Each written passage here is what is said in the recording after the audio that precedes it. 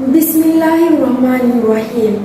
Assalamualaikum warahmatullahi wabarakatuh dan salam sejahtera. Terima kasih saya ucapkan kepada pengurusi majlis Saudari Nurul Amni binti Jamaluddin selaku pengurusi Kelab Bahasa Melayu Sekolah Kebangsaan Sultan Mizan. Indah berbalam si awan petang, berarak di celah pepohon ara, pemanis kalam, selamat datang, awal bismillah pembuka bicara. Syukur Alhamdulillah kehadrat ilahi kerana dengan izinnya kita dapat sama-sama hadir pada program Bulan Bahasa pada pagi Rabu yang indah ini. Sekalang penghargaan saya ucapkan kepada yang berusaha, Guru Besar Sekolah Kebangsaan Sultan Mizan, Tuan Haji Fadli bin Abdul Razak, yang dihormati Penolong Kanan Encik Jamaluddin bin Ibrahim, Penolong Hal Ehwal Murid Puan Nuraini binti Yusof, serta barisan guru yang dihormati sekalian. Kerana sudi menjemput saya hadir untuk menyampaikan ceramah bagi program Bulan Bahasa bagi tahun 2023. Terlebih dahulu, ingin saya ucapkan jutaan penghargaan dan syabas di atas keberhasilan penganjuran program Bulan Bahasa ini. Saya yakin untuk menganjurkan program ini bukanlah sesuatu perkara yang mudah tanpa adanya pengurusan yang teliti. Hal ini kerana disebabkan oleh kekangan masa yang dihadapi. Di samping itu, ingin saya kalungkan tahniah kepada seluruh warga Sekolah Kebangsaan Sultan Mizan kerana sudi meluangkan masa untuk hadir mendengar celoteh saya pada hari ini. Para hadirin yang dikasihi sekalian, tanpa melengahkan masa lagi, saya akan menyampaikan ceramah saya pada hari ini yang bertajuk Keberkesanan Penggunaan Cerpen dan Pengajaran dalam Pengajaran dan Pembelajaran Bahasa Melayu. Seperti yang kita ketahui, bahasa Melayu merupakan wasilah terpenting dalam menyatukan bangsa Malaysia. Di samping itu, bahasa Melayu juga dikenali sebagai satu bahasa kebangsaan yang diwujudkan kerana masyarakat di Malaysia terdiri daripada pelbagai bangsa. Hal ini kerana semua kaum di Malaysia mempunyai budaya yang tersendiri. Sekiranya kepelbagaian ini tidak ditangani dengan berhati-hati, ianya akan menimbulkan pelbagai permasalahan. Satu mekanisme diwujudkan untuk membantu penyatuan bangsa dan mengeratkan lagi hubungan kekitaan seluruh rakyat Malaysia, iaitu bahasa Melayu. Hadirin yang dikasihi sekalian, sebagai seorang pendidik yang mengajarkan subjek bahasa Melayu, semestinya kita sedia maklum akan pentingnya penggunaan cerpen semasa sesi pengajaran dan sesi pembelajaran di dalam kelas. Justeru, tujuan yang sebenar-benarnya penganjuran bengkel ini adalah untuk membantu memberikan pendedahan serta penerangan khusus kepada guru-guru yang mengajarkan bahasa Melayu di sekolah tentang apakah sebenarnya cerpen dan mengapakah cerpen hendaklah digunakan dalam pengajaran dan pembelajaran serta bagaimanakah sesebuah cerpen dapat digunakan secara berkesan. Hadirin sekalian, cerpen merupakan sepatah akronim atau singkatan dua patah perkataan terbentuk daripada perkataan cerita dan pendek. Cer daripada perkataan cerpen dan pen yang diambil daripada perkataan pendek. Manakala dalam bahasa Inggeris, karya sastera genre cerpen ini dipanggil sebagai short story. Selain itu, di antara cerpen dan short story, ianya merupakan perkara yang sama sahaja. Menurut Jaafar 2016 yang mengatakan bahawa cerpen merupakan suatu bentuk prosa naratif dan ianya bersifat cereka. Cerpen biasanya hanya mempunyai jumlah watak yang sedikit, iaitu di antara 1 hingga 4 orang dalam penggunaan satu sahaja tema, dan plot serta jalan cerita sesebuah cerpen hanyalah ringkas. Jumlah perkataan yang terdiri dari yang terdapat dalam sesebuah penulisan cerpen ialah dalam kalangan 500 hingga 15,000 patah perkataan. Melalui penerangan saya ini, dapat kita lihat bahawa penggunaan cerpen amatlah sesuai sekiranya digunakan dalam sesi pengajaran dan pembelajaran.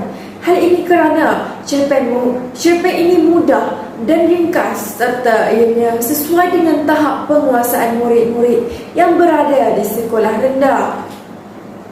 Hadirin yang dirahmati, di sini saya ingin mengulaskan sedikit sebanyak tentang teknik-teknik yang boleh digunakan dan yang boleh digunakan oleh guru dalam pengajaran dan pembelajaran cerpen di sekolah. Teknik yang pertama yang akan saya terangkan ialah teknik kerusi panas.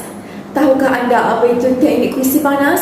Teknik kerusi panas ini adalah teknik di mana kerusi akan diletakkan di bahagian hadapan kelas dan guru akan mengarahkan seorang pelajar untuk duduk di kerusi tersebut dan bersedia untuk menjawab setiap soalan yang diajukan oleh guru tersebut. Semua soalan yang diajukan adalah yang mempunyai kaitan dengan watak yang dilakonkan dalam cerita teks Komsas.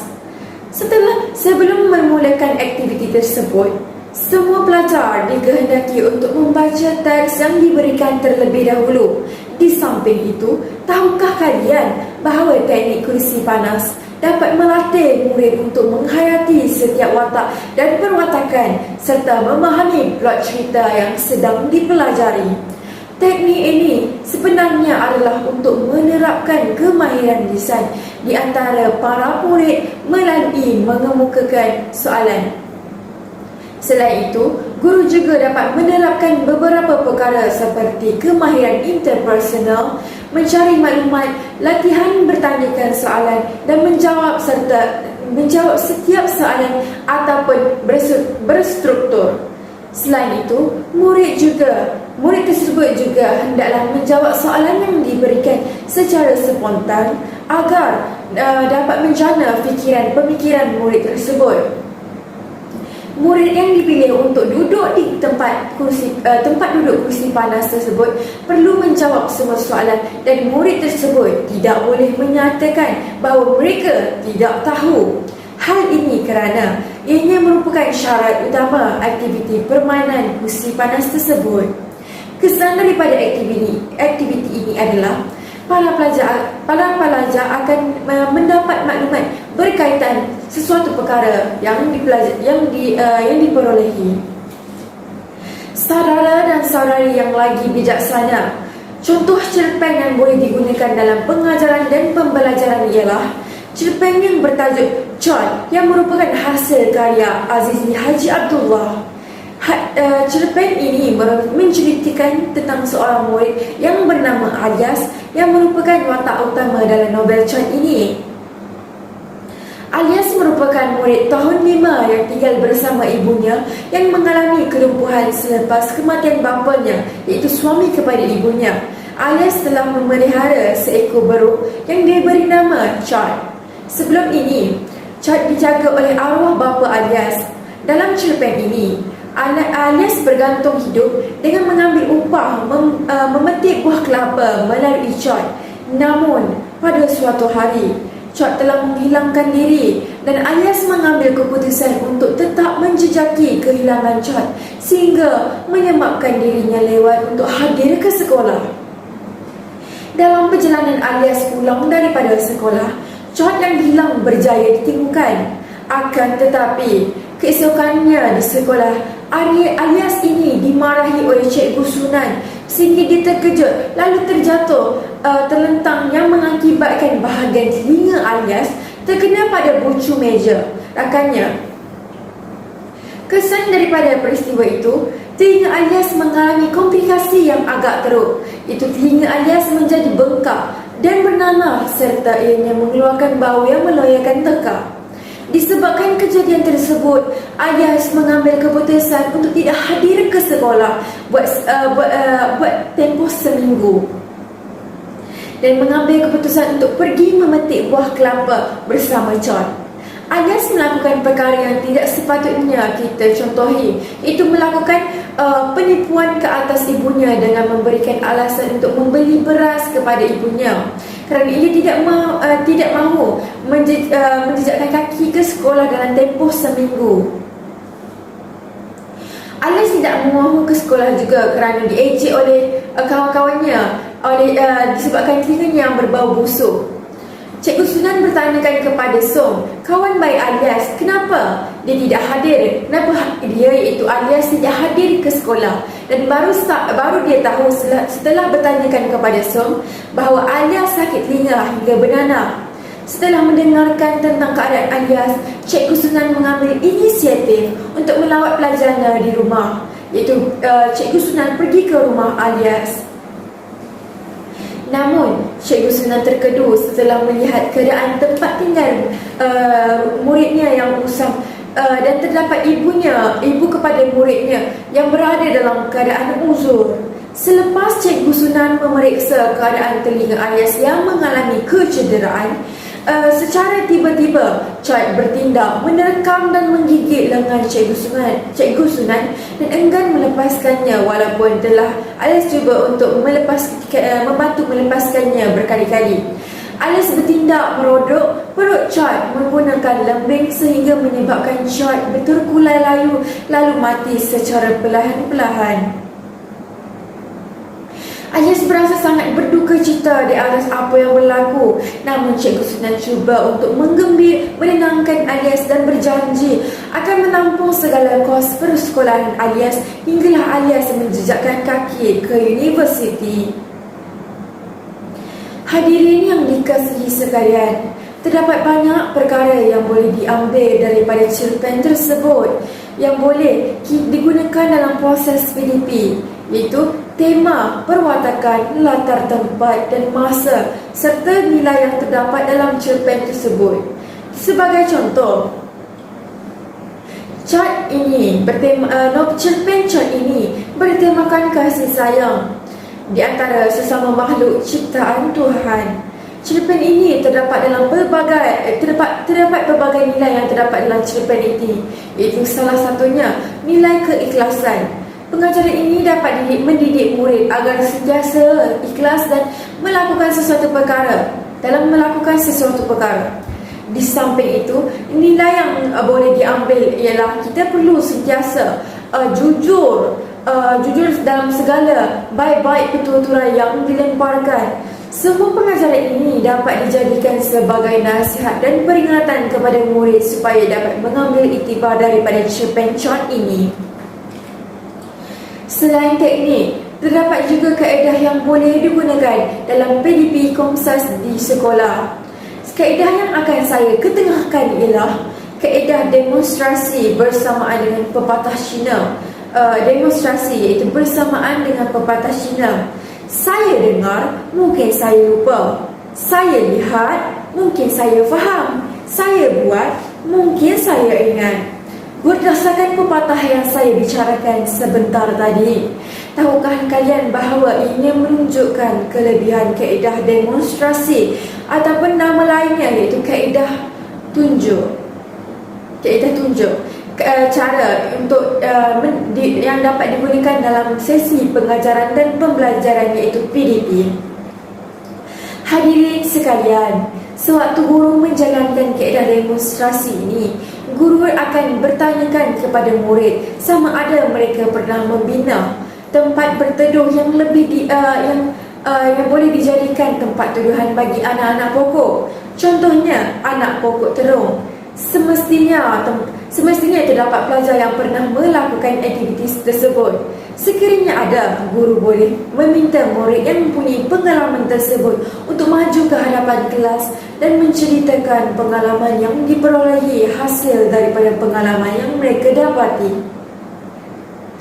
Melalui kaedah demonstrasi ini juga, guru boleh membahagikan murid tersebut kepada beberapa kumpulan di dalam sebuah kelas. Perkara yang pertama ialah guru akan menerangkan watak dan perwatakan agar murid dapat memperolehi gambaran awal tentang maksudnya. Guru menggunakan teknik main peranan di sini. Setiap kumpulan hendaklah menghasilkan dialog ataupun lakonan sendiri di bawah bimbingan guru. Tuan dan puan sekalian, teknik yang seterusnya ialah teknik kertas bergambar, di mana semasa guru mengajar mengenai sesuatu latar tempat, guru boleh melampirkan sekali kepingan gambar yang mempunyai kaitan seperti suasana kampung dan kesannya kepada pelajar. Justeru, mereka akan mendapat gambaran sebenar mengenai latar yang wujud pada masa itu. Di samping itu, teknik sumbang saran juga boleh digunakan. Teknik sumbang saran ini juga dikenali sebagai teknik percambahan, iaitu brainstorming. Aktiviti yang akan dilaksanakan melalui teknik sumbang saran ini ialah dengan melakukan sesi perbincangan yang membolehkan setiap ahli kumpulan menyumbangkan pelbagai pendapat, idea dalam suatu perbincangan. Semua pendapat dan idea yang telah dikemukakan perlu dicatat agar ianya dapat dibincangkan dalam sesi umum untuk kemudian harinya. Hadirin yang saya hormati, kaedah skema juga merupakan salah satu kaedah yang boleh digunakan dalam sesi PDP. Skemata iaitu merupakan istilah jamak bagi skema dapat digunakan untuk membantu murid dalam sesi pengajaran dan pembelajaran melalui beberapa cara. Antara cara tersebut ialah bagi yang pertama, murid akan menggunakan pengetahuan yang terkumpul dalam pemikirannya untuk memahami teks yang dibicara olehnya.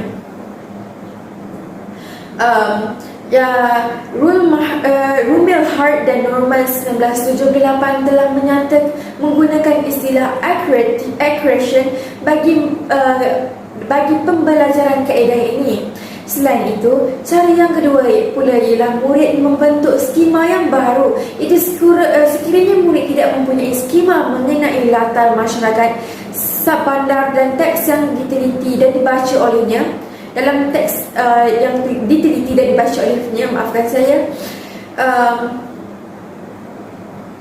murid tersebut akan membentuk skemata yang baru berdasarkan skema latar masyarakat yang berada di bandar dan di luar bandar yang ada padanya adalah untuk difahami latar masyarakat yang dibaca olehnya. Seterusnya, cara yang ketiga ialah skemata mestilah terdapat pada diri seseorang yang mungkin akan berubah seiring dengan pengetahuan baru yang diperolehi dan pengalaman yang dialami oleh seseorang murid. Cara yang keempat ialah sekiranya maklumat yang dibaca oleh murid merupakan benda yang baru, pembaca mungkin akan menggabungkan dua atau lebih skemata yang difahami daripada maklumat baru yang diterima olehnya. Cara yang kelima iaitu yang terakhir yang terdapat dalam kaedah ini ialah pembaca akan menggunakan analogi berdasarkan pengetahuan yang sedia ada bagi mendapatkan makna untuk maklumat yang dibaca olehnya. Hadirin yang dihormati sekalian, terdapat pelbagai lagi kaedah yang boleh digunakan dalam sesi PDP. Namun, disebabkan oleh masa yang mencemburui kita, maka itu sahajalah perkongsian yang dapat saya sampaikan kepada hadirin sekalian. Segala teknik dan kaedah yang saya kongsikan sebentar tadi akan saya kongsikan di aplikasi WhatsApp agar ilmu tersebut tidak akan hilang dan berhenti di sini sahaja. Justru sebagai pendidik, saya akan menasihati hadirin sekalian agar memilih kaedah yang hadirin rasakan yang paling sesuai agar dapat diaplikasikan dalam sesi PDP bagi memupuk minat murid dalam belajar. Saya akhiri ucapan saya pada hari ini dengan serangkap pantun dan serangkap gurindam jiwa. Tanam sirih dalam taman, lubang digali di tepi perigi. Terima kasih hadirin budiman, lain kali bersua lagi. Tuhai padi antara masa, esok jangan layu-layuan. Intai kami antara nampak, esok jangan rindu-rinduan. Sesungguhnya yang baik itu daripada Allah Subhanahu wa Ta'ala, dan yang kurang itu kelemahan diri saya sendiri. Sekian, wabillahi taufiq wal hidayah. Wassalamualaikum warahmatullahi wabarakatuh. Istri aneh lebih manis.